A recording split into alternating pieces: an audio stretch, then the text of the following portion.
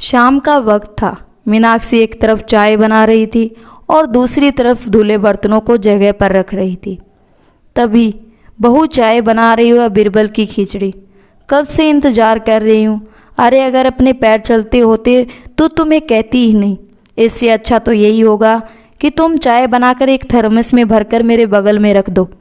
लोग कहते हैं बहू आती है तो ताज़ा ताज़ा चाय मिलती है। मैं बासी चाय से ही काम चला लूँगी।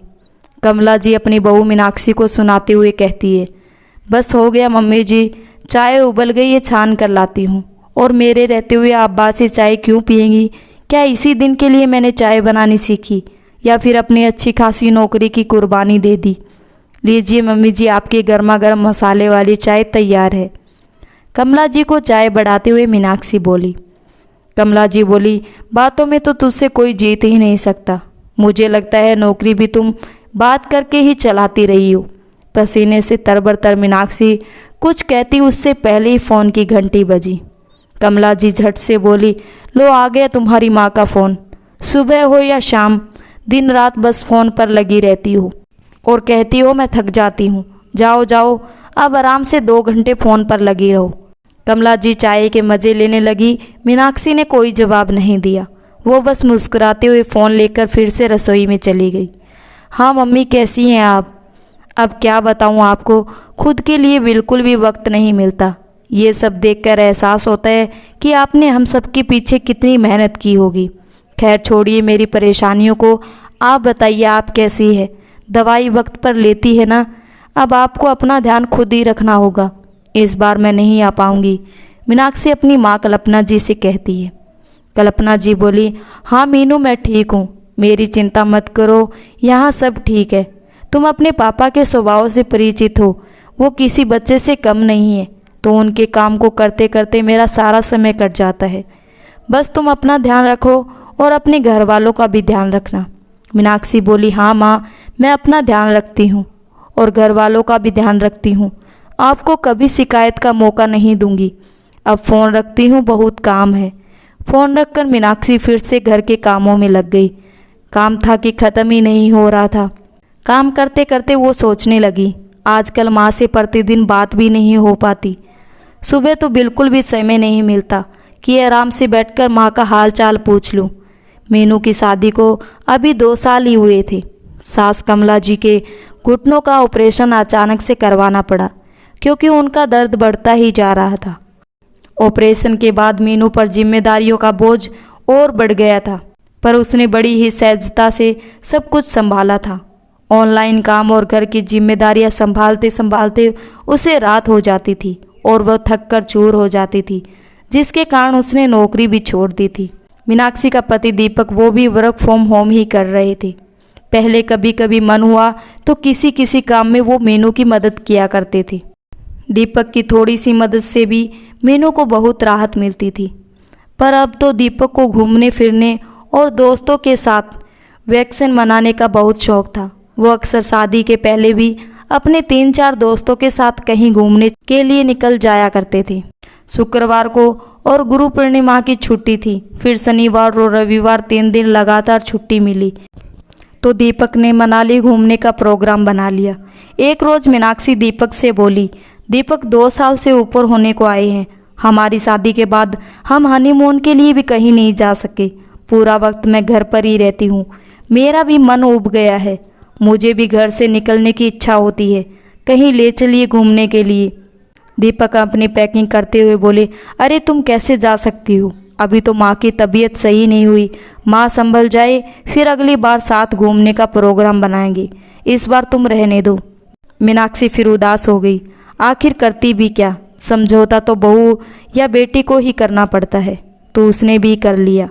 अगले शाम कमला जी की बड़ी बहन बिमला का फ़ोन आया। बातें करते करते कमला जी बोली, हाँ दीदी, मैं ठीक हूँ। हाँ, मीनू भी बड़े आराम से घर पर है। काम भी कितना होता है। काम वाली आती है, झाड़ू पोछा बर्तन सारे काम तो वही कर जाती है। घर के काम ही कितने होते हैं। बस 2 वक्त का खाना ही तो बनाना पड़ता है उसे, फिर तो आराम ही आराम रहता है। हाँ, दीपक तो 3 दिन के लिए मनाली घूमने गया है। बेचारा मेरी वजह से कहीं भी जा नहीं पाता, बोर हो गया है। मीनाक्षी को कम से कम दोपहर के 2-3 घंटे आराम करने के लिए तो मिल जाते हैं, पर दीपक को तो वो भी नसीब नहीं होता। बस इसलिए बेचारा निकल गया।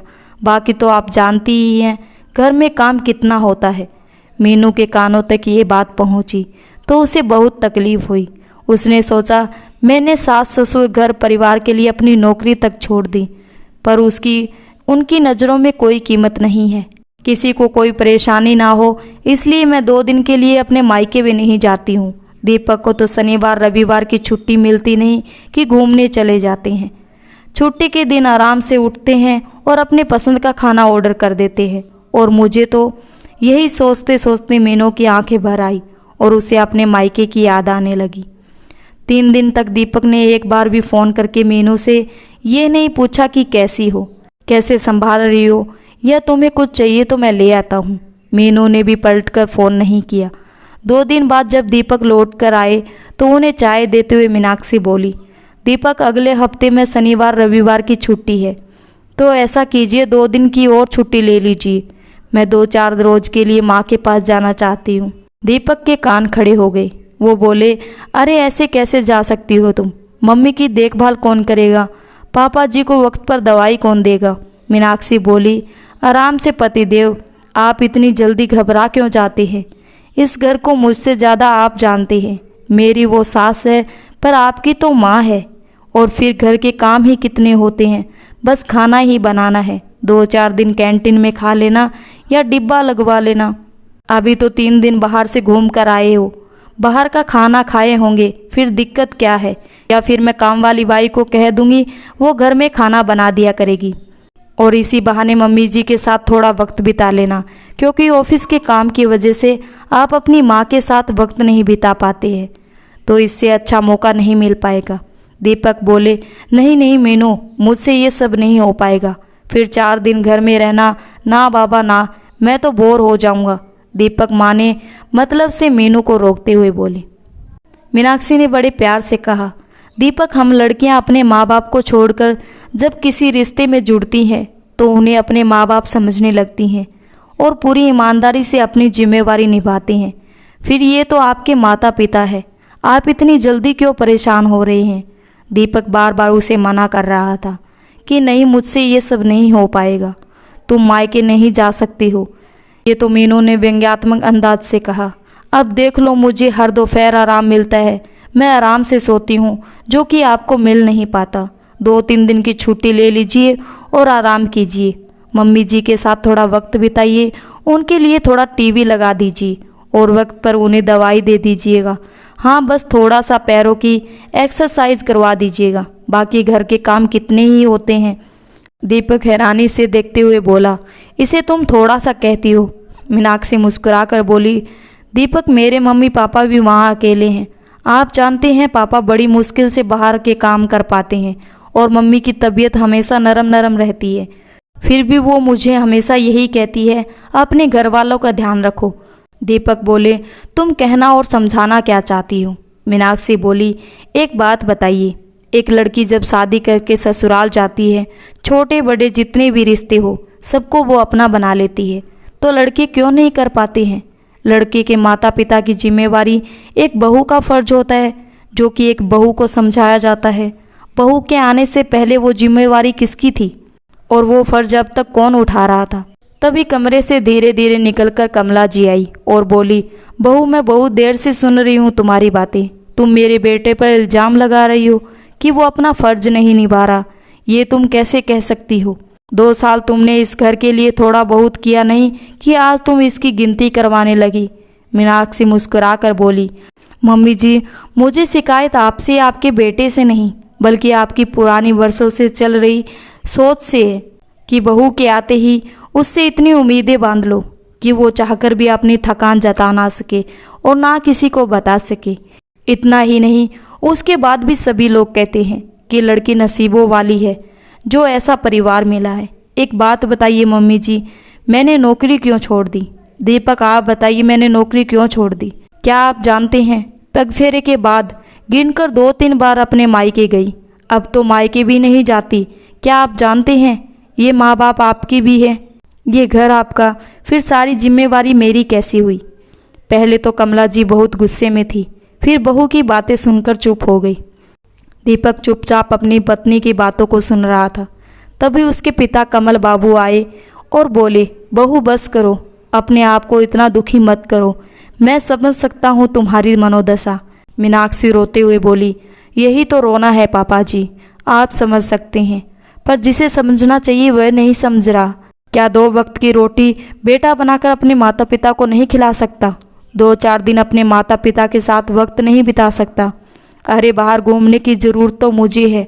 खैर छोड़ो, किसे कह रही हूँ, यहाँ तो किसी को मेरा काम दिखाई ही नहीं दे रहा। दीपक बोला, तुम्हारी सारी बात सही है, पर तुम्हें नहीं लगता कि तुम कुछ ज़्यादा ही बोल गई? मीनाक्षी बोली, इतना कुछ मैं इसलिए बोल गई क्योंकि अब लगता है कि हर लड़के को सोचना होगा कि शादी के बाद लड़के के माता पिता का ध्यान रखना अगर बहू की जिम्मेवारी है, तो बहू के माता पिता की जिम्मेवारी किसकी है? और अगर ससुराल में सब अपने अपने काम करने में समर्थ है, तो बहू को ही जिम्मेवारियों के बोझ के तले क्यों दबाया जाता है? क्या है आप में से किसी के पास इसका जवाब? इतना कहते कहते मीनाक्षी फूट फूट कर रोने लगी। पिछले 7-8 महीने का दर्द जो उसके सीने में दबा हुआ था, वो आंसू और क्रोध बनकर फूट पड़ा। कमल बाबू ने दीपक को इशारा किया। दीपक आगे बढ़कर मीनाक्षी को गले से लगाया और बोला, मुझे माफ़ कर दो, मैं तुम्हारी भावनाओं को समझ नहीं सका। सबसे बड़ा दोषी मैं हूँ, गलती तो मुझसे हुई है। तुम्हारे अच्छाई का बहुत फ़ायदा उठा लिया मैंने। अब तुम देखना, इस घर में और तुम्हारे व्यवहार में बहुत बदलाव होगा।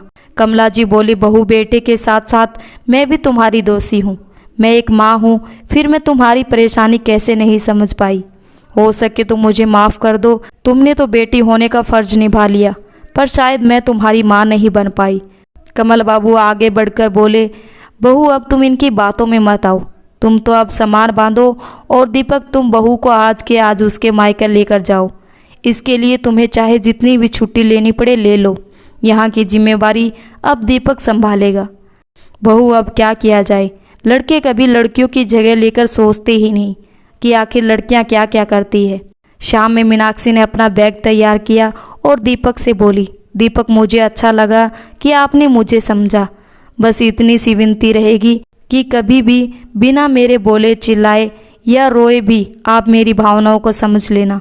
काश कि दुनिया का हर परिवार अपनी बहू की इस भावनाओं को समझे कि वो भी किसी की बेटी है, माता पिता की जिम्मेवारी उस पर भी है। कहते कहते मीनाक्षी की आंखें फिर भर आई। दीपक ने उसे तसल्ली दी। मीनाक्षी मायके जाने लगी तो कमला जी उसे ढेर सारा आशीर्वाद और प्यार दिया और बोली, थोड़े दिन माँ के साथ रहकर आओगी तो अच्छा लगेगा, पर ये याद रखना कि यहाँ भी तुम्हारी एक माँ तुम्हारा इंतज़ार कर रही है। खुशी खुशी जाओ और खुशी खुशी आना। वो दिन था और आज का दिन अब हर 4 महीने बाद 4 दिन के लिए ही सही, पर मीनाक्षी अपने माँ के घर जाती थी और वो 4 दिन दीपक अपने माता पिता की जिम्मेवारी उठाते थे।